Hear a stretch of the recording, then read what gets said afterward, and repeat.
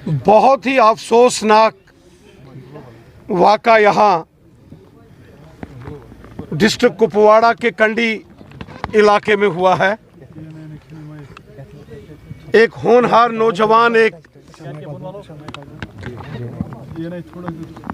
गरीबों का मददगार शख्स गुलाम रसूल मागरे साहब को जिस तरीके से निशाना बनाया गया, दहशतगर्दों ने, अमन के दुश्मनों ने, कश्मीर के दुश्मनों ने, इंसानियत के दुश्मनों ने गुलाम रसूल मागरे साहब जो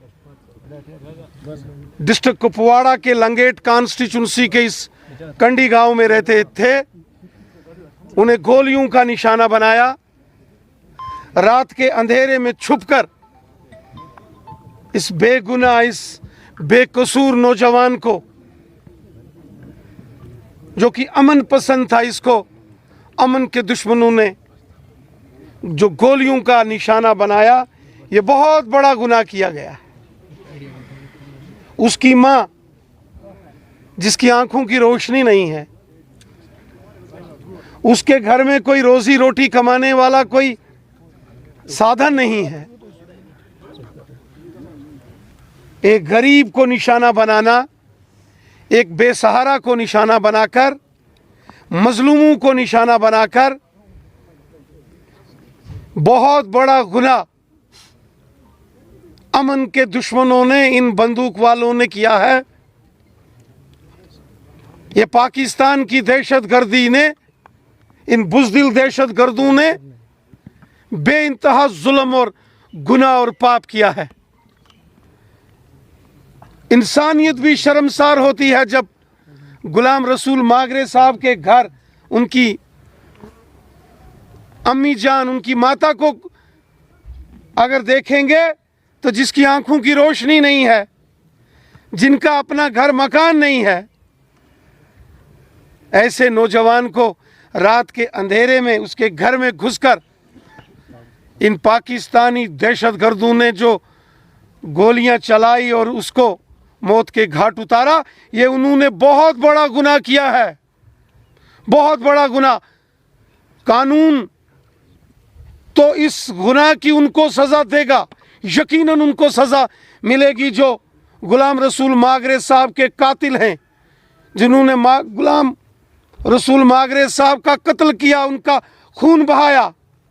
उन्हें कानून तो सज़ा देगा, लेकिन ऊपर वाला भी ऐसे गुनाहगारों को कभी माफ़ नहीं करेगा जिन्होंने यहाँ कुपवाड़ा के लंगेट में, कंडी गांव में ये जुल्म किया है।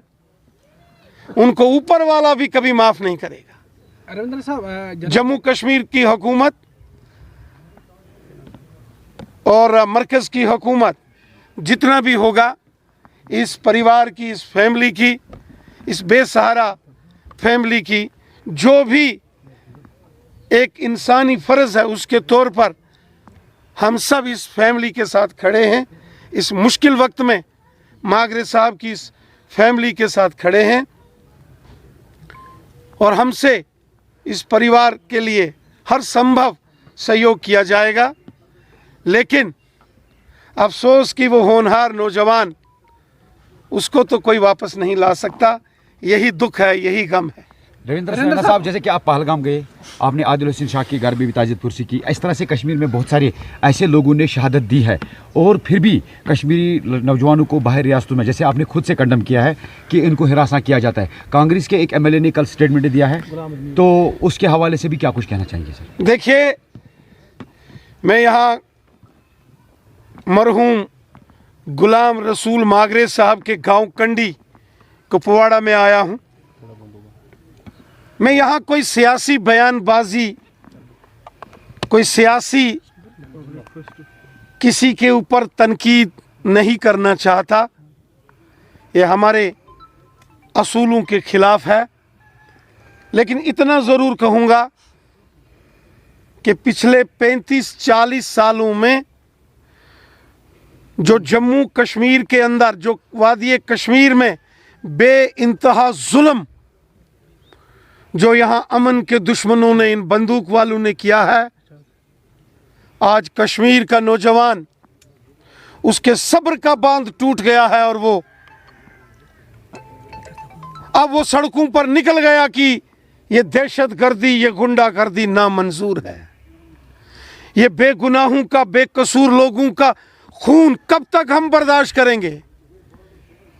कब तक इन कातिलों की, इन बुज़दिल पाकिस्तान के दहशतगर्दों की नाफरमानियां हम कब तक बर्दाश्त करेंगे? पिछले 35 सालों में वादी कश्मीर के हर घर को जख्म दिए हैं, हर घर के अंदर जख्म मिले हैं। ये बंदूक का खेल, ये ग्रेनेडों का खेल बंद होना चाहिए। ये इंसानियत का, ये बेगुनाह लोगों का कत्ल बंद होना चाहिए। जब भी कश्मीर के लोग अमन, शांति, खुशहाली से, खुशनुमा माहौल में अपनी ज़िंदगी गुजर बसर करने की कोशिश करते हैं, जब भी कश्मीर के नौजवानों के चेहरों पर, बच्चों के चेहरों पर मुस्कुराहट आती है, पता नहीं क्या तकलीफ इस हमारे पड़ोसी हमसाया मुल्क, इस पाकिस्तान को और इसके दहशतगर्दों को होती है, और वो यहाँ खून खराबा करके डर और दहशत का माहौल बनाता है। ये ठीक नहीं है। ये जुल्म सितम, ये तशद्दुद, ये बेगुनाहों का कत्ल, ये गुनाह है, ये इंसानियत का कत्ल है। किस किताब में लिखा है कि किसी बेगुनाह का कत्ल करो? ये बहुत बड़ा गुनाह इन अमन के दुश्मनों ने किया है, जिसकी बड़ी कीमत इन जालिमों को चुकानी पड़ेगी। नरेंद्र साहब, जो 90s में पाकिस्तान गए हैं, उनके वालिदैन अब बुजुर्ग हैं, बच्चे जो यहाँ पे, तो उनके मकान को यहाँ पे